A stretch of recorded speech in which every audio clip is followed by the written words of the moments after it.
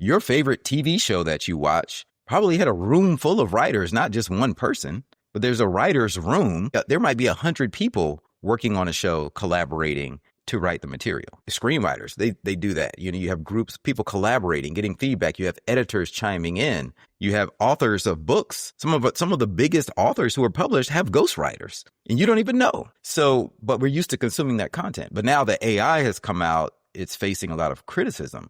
But if you think about it like a ghostwriter, because AI has learned from humans, it's just like having a team of human ghostwriters. But you have to make sure that that team of humans is on the same page and is aligned and is speaking in the same voice, and they understand the character development, and all of that has to be in play.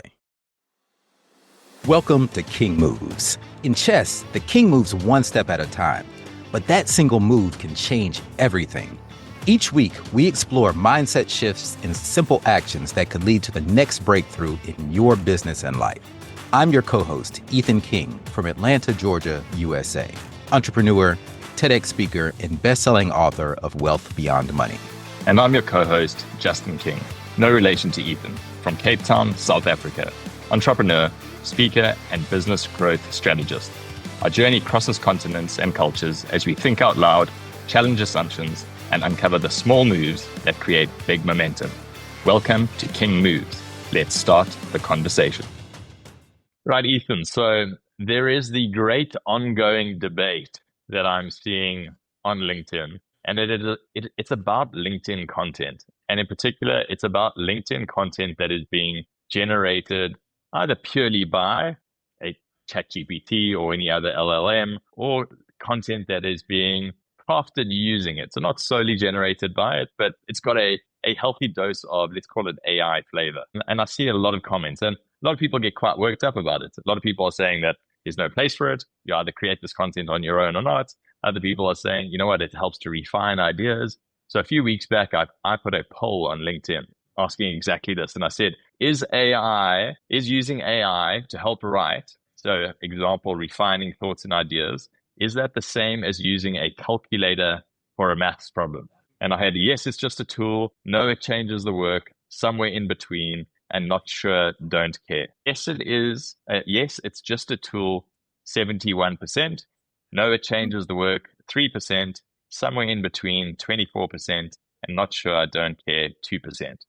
So that's 71% of the votes that were returned said, yes, it's just the tool. So yes, it's just the same as using a calculator for to work out a maths equation. I use the example of if you go out to dinner with friends and nobody takes ownership to get the bill themselves and you decide to split the bill. Do you give a person a hard time if they take out their calculator and work it out quickly? Or do you expect them to sit there and take the back of the napkin and a pen and start doing long form arithmetic to figure it out? And that's kind of where my mind is at. There is a fine line, there's a balance, and you being the expert, you being somebody that teaches this in your workshops with your clients, want to get your thoughts. Yeah. Well, the question is right now, and using that same example of the dinner, splitting the dinner check, if someone were to pull out the paper and start doing the manual math, we would all think that person is very strange. It's like, dude, why are you doing that?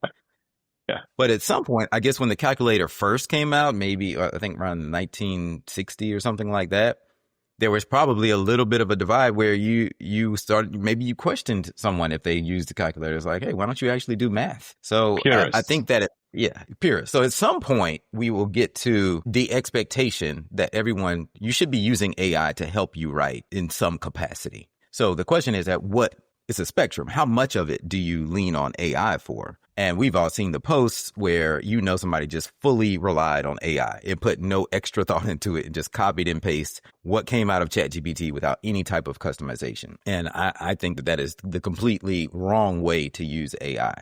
So I believe in using it as a thought partner and blending your authentic influence with the AI of ChatGPT or whatever LLM you're using. But I think we should reframe it and think about it like this. Because what we're essentially talking about when it comes to LinkedIn content, we're talking about ghostwriting. Everybody now has a ghost, right? Exactly.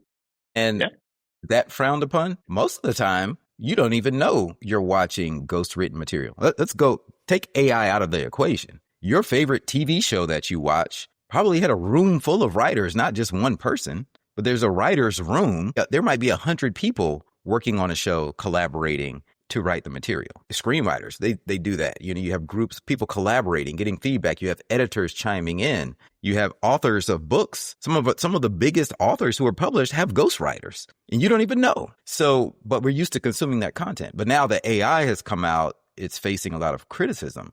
But if you think about it like a ghostwriter, because AI has learned from humans, it's just like having a team of human ghostwriters. But you have to make sure that team of humans is on the same page and is aligned and is speaking in the same voice, and they understand the character development, and all of that has to be in play. That's the analogy I use. Yeah, I completely agree with that. I think some of the biggest, and we'd all be probably shocked to know that some of the biggest contributors on LinkedIn, they've got other people that manage their profiles, and they have for years, because it's an outreach tool for them.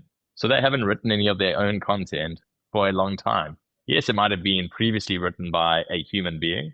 I guarantee it's now not. It's being crafted by a ChatGPT or another LLM in some way. Even in that case, is it okay to use a ghostwriter that's a human, but not a ghostwriter that's digital? Is that wrong? Is that what people have got an issue with? I think people do. Yeah. Yeah, so do I. But that's the odd thing about AI is it's not really just digital. It's trained on things humans have said. So exactly. It is somewhat human.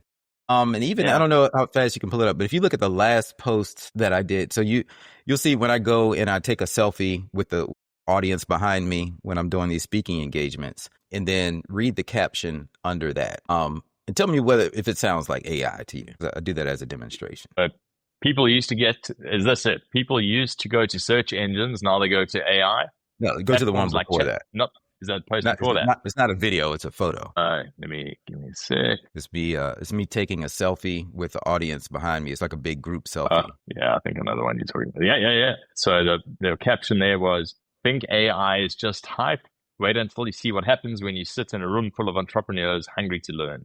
Today in Raleigh, Durham, is that how I pronounce it? We're taking a 4-hour session beyond the basics. We're building custom GPTs and exploring fully autonomous agents. Experience isn't the barrier. Curiosity is the fuel. Every business owner here is finding ways to leverage AI, no matter their starting point. As we wrap up, we're talking about where this tech is headed and how it will change the way we work and live.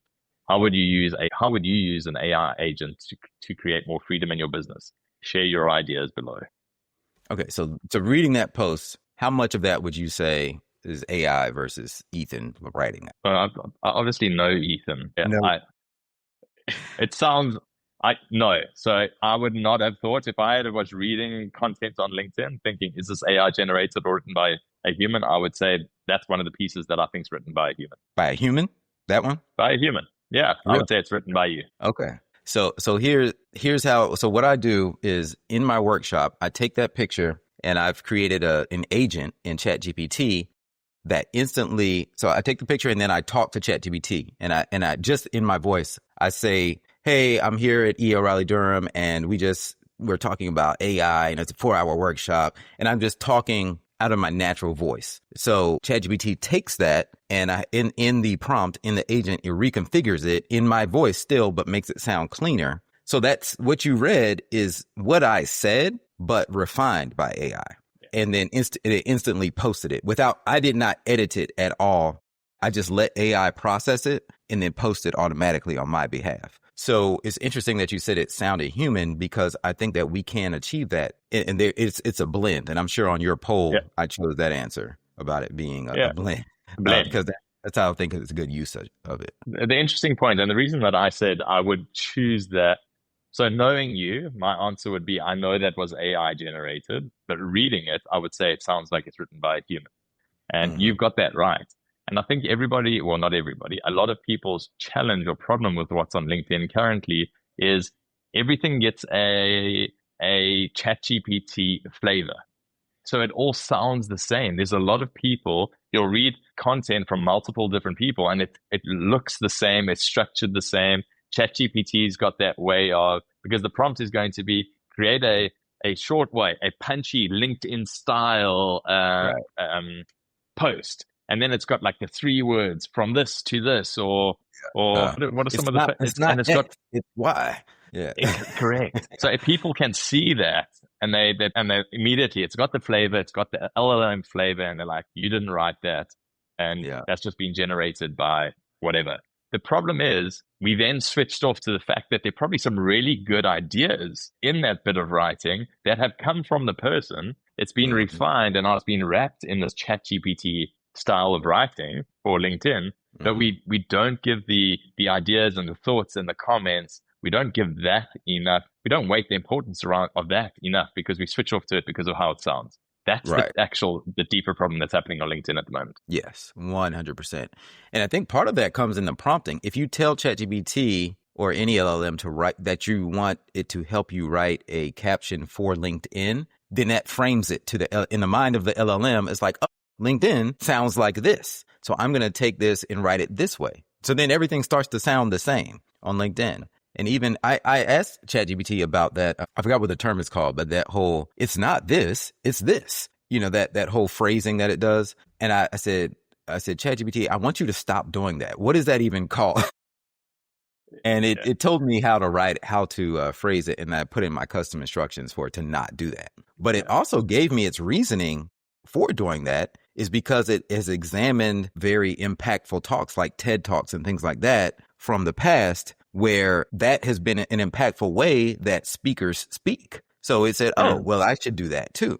But now it's become overused, and now it's become a recognizable pattern that someone used AI, kind of the way M dashes have. It's got this notoriety. Yeah. The other famous line is, here's the kicker. Here's the kicker. Yeah. So that just now gets repeated endlessly again and again. So I can get the from here to here. It's kind of like a summary of a hero's journey. You were here, and now you know what I mean? So like that is the ultimate. You want your story to move somebody from I was this, now I'm this, or you were that, and now you can be this So it makes sense, but it's just that flavor, that wrapper, and the wrapper all looks, sounds, tastes the same. Yeah. And this is going to keep evolving because it's like these patterns come in and out of popularity. And so it'll be interesting to see what's the next thing, what's the next dead giveaway that somebody's using AI, right? Yeah. So if you have, let me see what it says. So in my custom instructions, it says, so I say, avoid statements like, quote, it's not X, it's Y. And then never use these words, bluff, unlock, unleash, delve, dive, revolutionary, cutting edge, all of these overused words. And never use M dashes, use commas instead. So things like that. And I have really long custom instructions, but I added that most recently to avoid exactly what we're talking about. So to kind of bring this to an end, I'm going to make a commitment. So my commitment is, because I also use ChatGPT to help me write. And it's about refining. So what I've never ever outsourced is my thinking, but it's helping me refine it, because I give enough of a damn about the way this lands that I want to get it right. I want somebody who reads it to get some sort of value out of what I've said. So that's why I use it. But I did come across, saved in my articles drafts on LinkedIn, is something I wrote from, I think must be like 5 years ago now.